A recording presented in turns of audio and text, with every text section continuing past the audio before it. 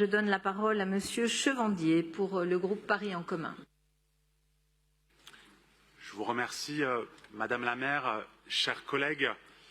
Quelques précisions à titre liminaire pour rappeler que la question de l'octroi de la protection fonctionnelle ne constitue pas un sujet politique, mais un sujet purement juridique. Il y a des critères qui sont posés par la loi. Si ces critères sont remplis, notre Assemblée est tenue d'accorder la protection fonctionnelle. S'ils ne sont pas remplis, notre Assemblée ne peut pas attribuer la protection fonctionnelle. Et si jamais elle décidait quand même de l'attribuer, elle risquerait de voir sa délibération sanctionnée de nullité par le juge administratif. Alors, les modalités d'attribution de la protection fonctionnelle reposent sur des principes résultant notamment de l'article L. 2123-35 du Code général des collectivités territoriales qui dispose que la protection fonctionnelle doit être accordée aux élus objets, je cite, de violences, menaces ou outrages dont ils pourraient être victimes à l'occasion ou du fait de leurs fonctions.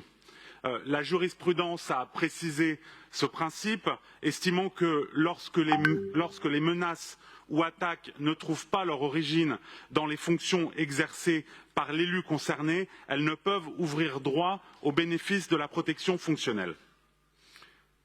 Dans le cas présent, l'article à l'origine de la demande de protection fonctionnelle par Madame Dati, intitulé, je cite, « Barbouzerie au PSG, la piste qui mène à Rachida Dati », cet article mentionne la mise en cause de Madame Dati dans l'affaire Carlos Ghosn, ainsi que des liens supposés avec des personnes impliquées dans une enquête visant un ancien salarié du Paris Saint-Germain. Le propos de l'article n'est donc en aucun cas lié au mandat de Madame Dati et n'ouvre donc pas, de ce fait, droit au bénéfice de la protection fonctionnelle.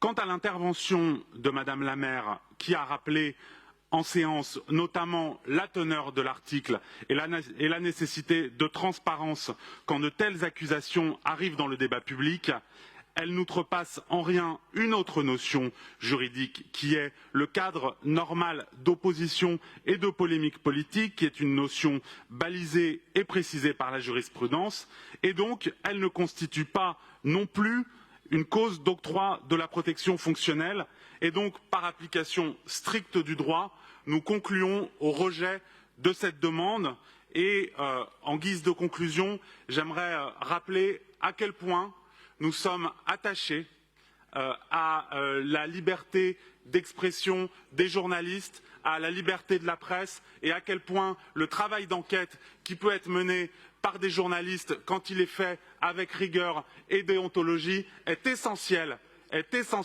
à la bonne tenue du débat public. Merci beaucoup, Monsieur Chevandier.